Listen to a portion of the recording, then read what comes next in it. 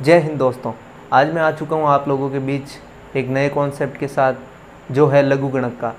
आपने बहुत से फॉर्मूले पढ़े होंगे, इसमें आपको घुमाया फिराया होगा, एक ही फॉर्मूले के 4 फॉर्मूले बना के आपको परोस दिए होंगे। लेकिन आज हम बात करेंगे सीधे कॉन्सेप्ट की कि आपको क्या चीज़ याद रखनी है और क्या चीज़ नहीं। तो इस वीडियो से जुड़े रहें। मैं आपसे ये वादा करता हूँ कि इस चैप्टर से जो भी क्वेश्चन बनेगा वो आप ज़रूर बना सकोगे। तो इसीलिए आप इस वीडियो से जुड़े रहें। और आज जो हमारी क्लास है, उस क्लास से आपके हर किसी एग्ज़ाम में 1 से 2 क्वेश्चन ज़रूर से ज़रूर रहेंगे। तो आज की अगर वीडियो आपने मिस कर दी तो आपके 1 से 2 नंबर का लॉस हो जाएगा। तो आज की वीडियो के साथ आप ज़रूर बने रहें। आज हम बात करेंगे लॉगरिथम्स की। इसमें आपको बहुत से फॉर्मूले देखने को मिलते हैं, लेकिन अगर रियल बात बताई जाए तो इसमें 2 से 3 फार्मूले ऐसे हैं जो आपको मैक्सिमम ध्यान रखने की ज़रूरत है। उसके अलावा आपको सभी उन्हीं फार्मूलों को बार बार मोड़ के मरोड़ के आपको परोस दिया जाता है और आपको बोल दिया जाता है कि ये एक नया फार्मूला है और आप इसको याद कर लीजिए। तो आज हम बात करेंगे सिर्फ उन्हीं फार्मूले की जो आपको रियल में ज़रूरत पड़ती है। तो हम पहले फार्मूले की बात करते हैं। फर्स्ट ऑफ ऑल, अगर हम लॉग की बात करें तो पहले तो हमें ये पता होना चाहिए कि लॉग क्यों लिया जाता है, लॉग की ज़रूरत क्यों पड़ी। तो जो बड़ी बड़ी चीज़ें होती है गणनाओं में, भाग या गुणा, उनको सरल भाषा में, सरल गणना में लाने के लिए लॉग का इस्तेमाल किया जाता है। जैसे आपने देखा होगा 2 की पावर 100, 3 की पावर 1000, ऐसी संख्याओं को सॉल्व करने के लिए लॉग का यूज़ किया जाता है। तो इसीलिए लॉग का यूज़ किया जाता है। आगे हम फॉर्मूला भी देखेंगे जिससे आप बड़ी आसानी से समझ सकते हैं कि लॉग का यूज़ क्यों किया जाता है। तो अब हम चलते हैं हमारे फर्स्ट कॉन्सेप्ट की तरफ, लेकिन उससे पहले आपको 2 मुख्य रूल का पता होना चाहिए। तो वो दो जो मुख्य रूल हैं वो है, अगर हम फर्स्ट रूल की बात करें, यदि किसी वेरिएबल की पावर कुछ दे रखी हो और उसके आगे लॉग लगा दिया जाए तो जो पावर है वो आगे मल्टीप्लाई में आ जाती है। ये है इसका फर्स्ट रूल। सेकंड रूल की बात करें तो यदि किन्हीं 2 वेरिएबल्स के साथ लॉग लगा हो और वो दोनों एक दूसरे के बट्टा में हो तो जो नीचे का वेरिएबल होता है वो ऊपर के वेरिएबल के लिए बेस का काम करता है। ये 2 इसके मुख्य रूल हैं और इसी पे पूरा लॉगरिथम टिका हुआ है। तो इन दोनों को अच्छे से समझ ले। फर्स्ट रूल कि अगर किसी वेरिएबल की पावर कुछ दे रखी हो तो जब लॉग लगा दिया जाए तो ये पावर आगे मल्टीप्लाई का काम करती है। सेकंड रूल, अगर कोई 2 वेरिएबल लॉग के साथ बट्टा में लिखे हुए हो तो जो नीचे का वेरिएबल होता है वो ऊपर के वेरिएबल के लिए बेस का काम करता है। ओके, ये दोनों रूल आपको ध्यान में रखने हैं। अब हम बात करते हैं फर्स्ट कॉन्सेप्ट की।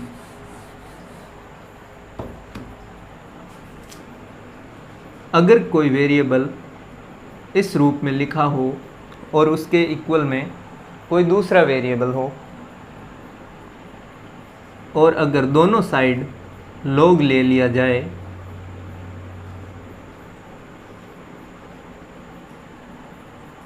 फिर हम जानते हैं फर्स्ट रूल से कि अगर कोई वेरिएबल की पावर है तो वो बाहर आगे आ जाती है। तो ये कुछ इस तरह से बन जाएगा। ये हमारा फर्स्ट फॉर्मूला है जिसको घुमा फिरा कर आपको बता दिया जाता है। रूल 2 ही काम करते हैं। फर्स्ट, जो वेरिएबल की पावर है वो आगे आ जाएगी, और सेकंड, जो वेरिएबल्स अपॉन में है, जो नीचे अपॉन में रखा गया है, वो ऊपर वाले के बेस बन जाएगा। तो देखते हैं यहाँ पे m = log x बाय, जब ये log a इस तरफ जाएगा तो ये बन जाएगा log a। अब हम जानते हैं कि अगर नीचे कोई वेरिएबल है तो ये ऊपर वाले के बेस का काम करता है।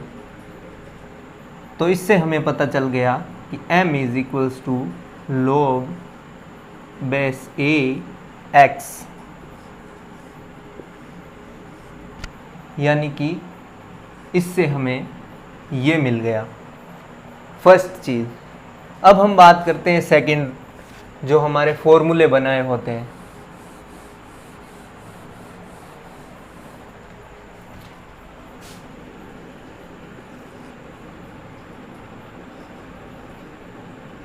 log m into n is equals to log m plus log n। ये फिक्स है, आपको याद रखना होगा। अगर log के साथ में कोई दो वेरिएबल्स मल्टीप्लाई में हो तो उनके इक्वल में log m plus log n होता है।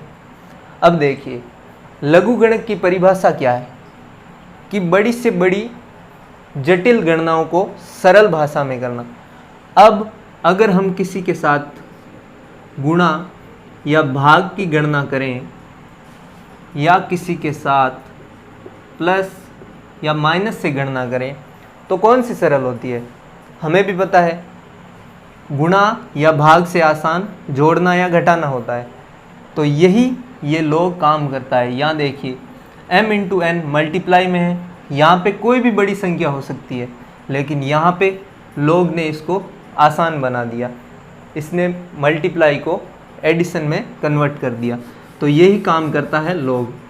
इसी तरह देखिए डिवाइड में ये किस तरह काम करता है। अगर दो वेरिएबल्स log के साथ डिवाइड में हो तो ये कुछ इस तरह से कन्वर्ट होते हैं। ओके, ये हो गए हमारे तीन फॉर्मूला, ये हो गए तीन फॉर्मूला। अब हम बात करते हैं फोर्थ की, जो रूल में भी आप रख सकते हो, जिसको अगर log का बेस और ये वेरिएबल इक्वल हो, सेम हो, तो इसकी वैल्यू होती है 1। लेकिन इसके लिए भी शर्त है। क्या शर्त है? a is greater than 0 and a is not equals to 1। अब आपको ये लग रहा होगा कि a अगर 0 से बड़ा है और 1 भी नहीं है तो सीधे ही 1 से बड़ा ले लेते, ग्रेटर देन 1 कर देते, तो 1 आता ही नहीं।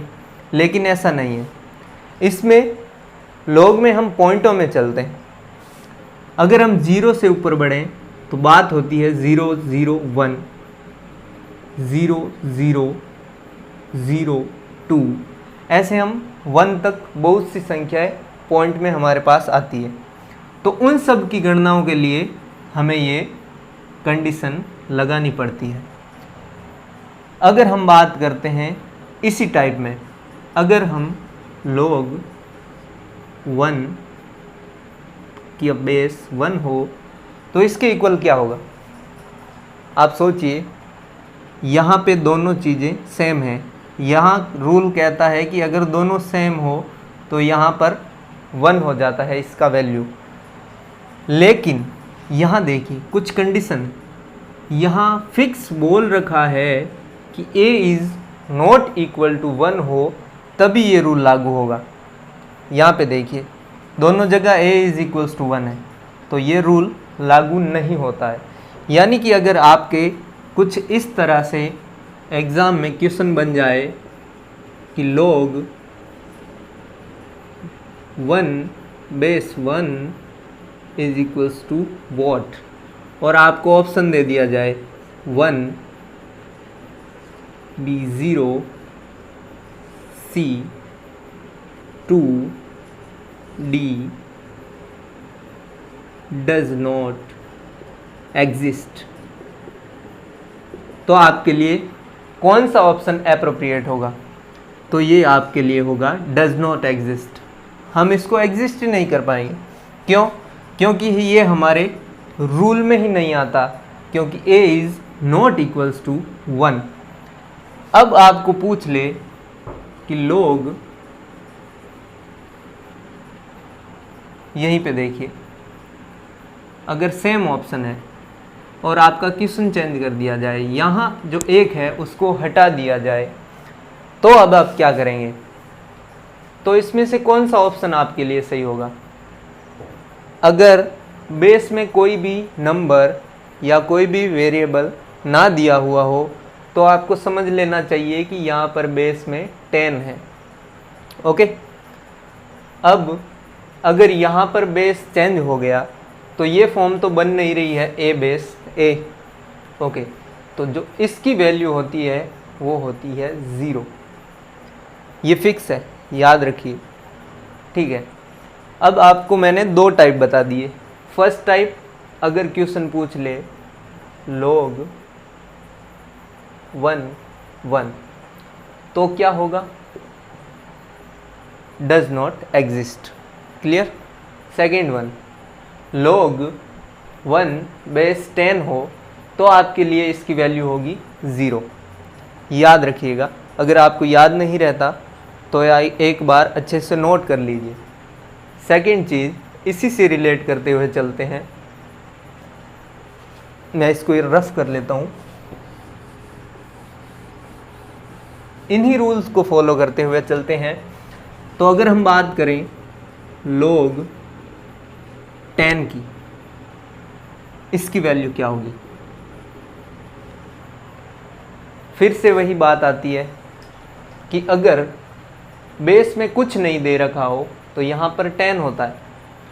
अब बेस में 10 है, यहाँ पे भी 10 है, और हमारा रूल कहता है कि a is greater than 0 and a is not equals to 0 हो। बिल्कुल सही है, ये रूल फॉलो करता है। तो इसकी वैल्यू जो होगी वो होगी 1। ओके, ये रूल याद हो गया। ये आप सबको अलग अलग पढ़ाया जाता है, फिक्स। कुछ भी आपको रिलेट करके नहीं बताया जाता कि ये क्यों हो रहा है, इसकी वजह कौन सी है। तो आप ध्यान से समझ लीजिए, ये आपको कोई नहीं बताने वाला। अब इसी चीज़ से आगे बढ़ते हैं। अगर हम बात करते हैं log 100 की, इसकी वैल्यू क्या होती है? अब हमने देख लिया 10 बेस 10 है तो इसकी वैल्यू होती है 1। ओके, अब हमें फिर से पता है कि अगर कुछ नहीं दे रखा हो तो यहाँ पर 10 होगा।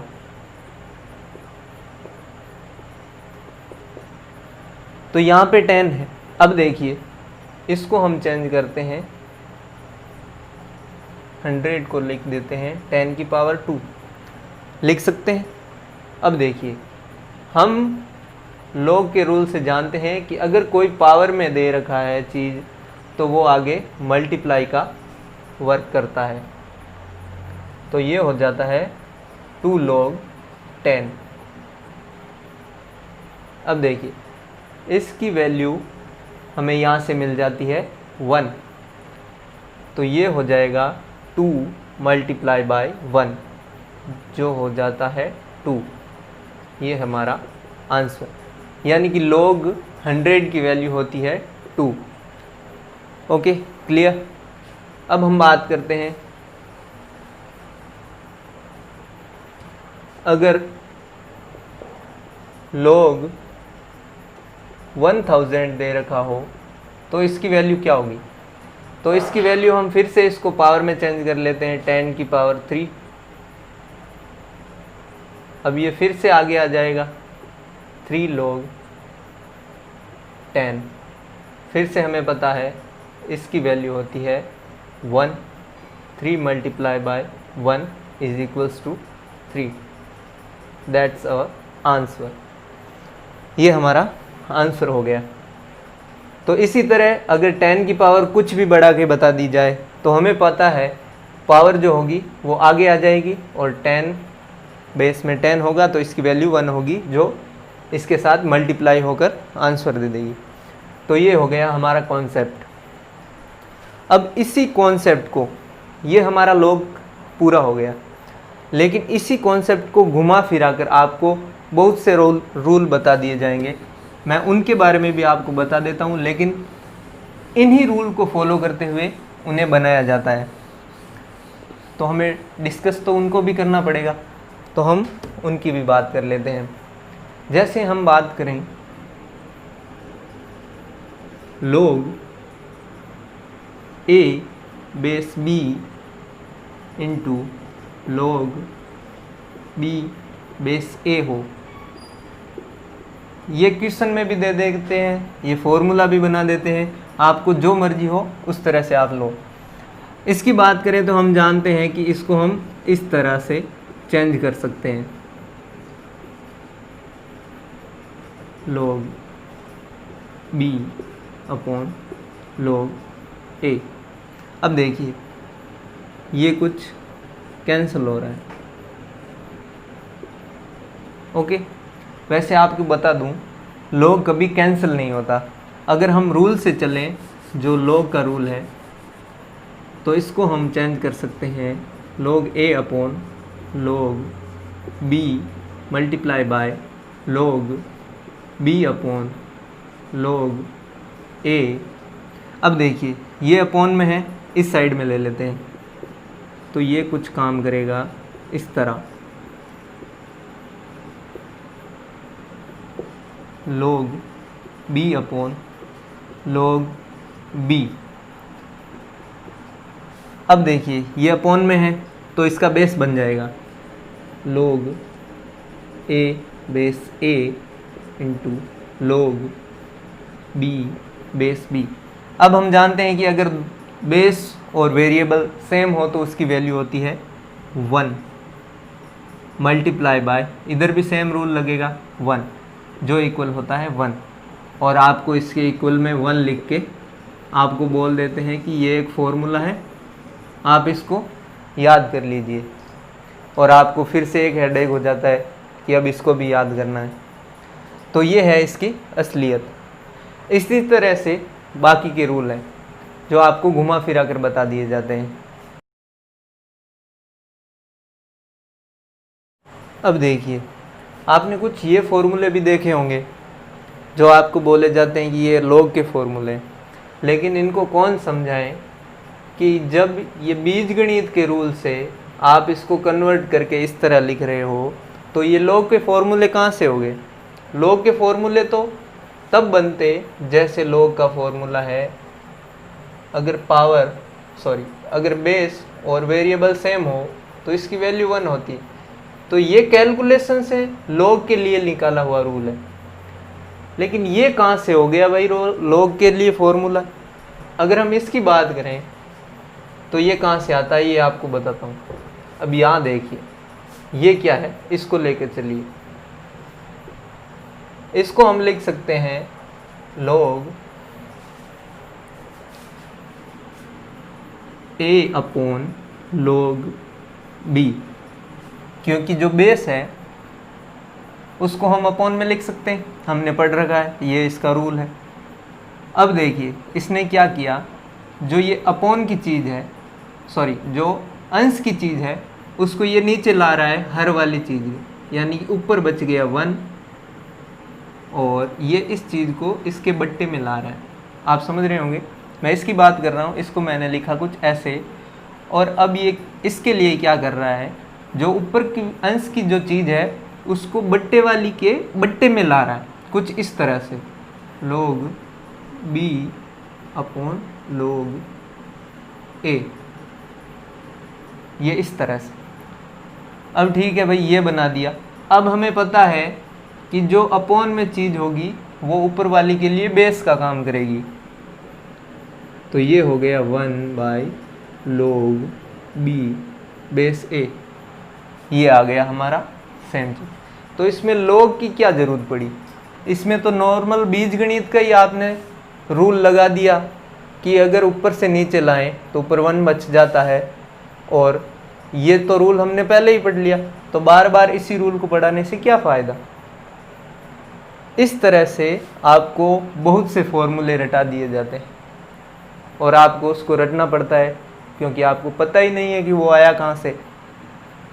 तो इन चीज़ों को बचाकर मैं आपके लिए लेकर आया हूँ ये वीडियो। तो हमारा पार्ट जो था, जो चैप्टर था, वो हमारा कंप्लीट हो चुका है। अब मैं आपको बता रहा हूँ कि आपको कैसे बड़ा चढ़ाकर इस चैप्टर को बताते हैं। तो ये हो गया आपका फर्स्ट फॉर्मूला। अब बात कर लेते हैं इसकी। इसमें हम बात करें तो ये देखिए, इसी को लेकर चलेंगे हम। ये हो गया log। अब देखिए कितना तोड़ मरोड़ के ये फॉर्मूला लाया, log m upon log a। यही रूल चल रहा है हर जगह, बस यही रूल चल रहा है। अब देखिए log b upon log b। ये log का कौन सा रूल हो गया? ये तो वही है, अपॉन में और ऊपर सेम चीज़ से डिवाइड और मल्टीप्लाई कर दिया। अब देखिए इसको कैसे चेंज कर रहे हैं, ये इस साइड ले आए और इसको इस साइड ले आए, यानी कि log m बट्टा log b multiply by log b by log a। अब हम फिर यही रूल जो अपॉन में है वो बेस में चला जाएगा, तो इससे बन जाएगा ये फॉर्मूला।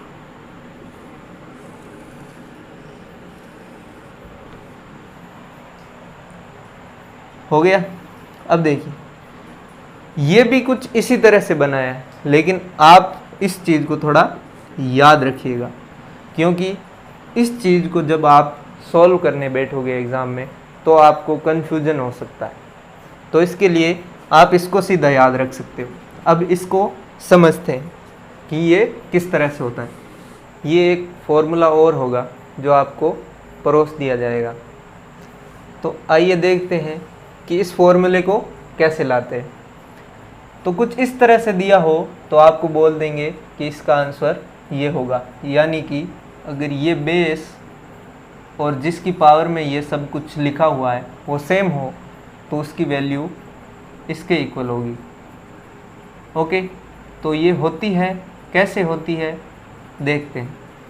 अब हमें तो पता नहीं है कि भाई ये किसके इक्वल होगी, तो अब हम सीधे चलते हैं अपने log के रूल से। तो हम मान लेते हैं कि ये कोई y है जो इसका आंसर होगा। तो अब हम log के रूल से चलते हैं, दोनों तरफ log ले लेते हैं।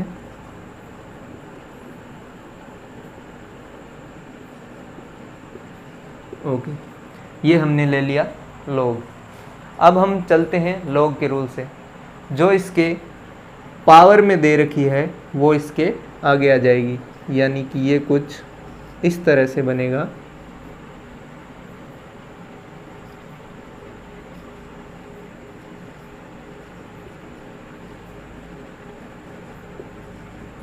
ओके, अब हमने पढ़ लिया कि ये अगर कोई पावर में दे रखी है चीज़ तो वो आगे मल्टीप्लाई में आ जाएगी। अब अगर बेस है तो उसको हम कन्वर्ट कर सकते हैं इस तरह, log a into log a, ये वाला यहाँ पे, और इक्वल्स टू log y। तो आ गया हमारे पास ये चीज़। अब देखिए ये क्या बन रहा है, log a upon log a। अब ये अपॉन की चीज़ इसका बेस बन जाएगी, log a base a multiply log x is equals to log y। Okay, ये चीज़ बन गई। अब हम जानते हैं कि इसकी वैल्यू होती है 1 multiply log x is equals to log y, यानी कि log x is equals to log y। अब देखिए log x log y के इक्वल कब होगा? जब x और y इक्वल होंगे। तो इससे पता चलता है कि x is equals to y, यानी कि जहाँ पे हमने y माना था वो x के इक्वल होगा। और इसी को नया फॉर्मूला बना दिया गया। तो ये है हमारा फॉर्मूला। अब देखिए, इन्हीं चीज़ों को तोड़ मरोड़ के और भी फॉर्मूले बनाए जा सकते हैं, लेकिन हमें ऐसा नहीं करना। हमें जो बेसिक्स रूल्स हैं उन्हीं से चलना है, और चाहे कोई भी कैसा भी क्वेश्चन हमारे सामने आए हम उसको कर सकते हैं। तो ये वीडियो आप अपने दोस्तों के साथ शेयर करें ताकि वो भी इस हेडेक से बच सकें और इसका लाभ उठा सकें। ये वीडियो बहुत बहुत बहुत ही अहम रोल अदा करता है अगर आप एनडीए, नेवी या एयरफोर्स की प्रिपरेशन करते हैं। यहाँ तक कि ये जेई मेंस या प्री तक आपकी हेल्प करता है, क्योंकि ये ही रूल्स है जो आपको घुमा फिरा कर बताए जाते हैं। अगर आपको ये वीडियो समझ में आ चुकी है तो इसके बाद में आपको लोग हमेशा समझ में आएगा और बड़ी ही अच्छी तरह से समझ में आएगा। तो आप इस वीडियो को अच्छी तरह से समझ लें। अगर आपको कोई चीज़ समझ में ना आई हो तो प्लीज़ आप कमेंट करें और अपने दोस्तों के साथ ज़रूर शेयर करें, क्योंकि इस चीज़ को उन तक पहुंचना बहुत ज़रूरी है, क्योंकि ये चीज़ उनके लिए ही बनी है। Thank you.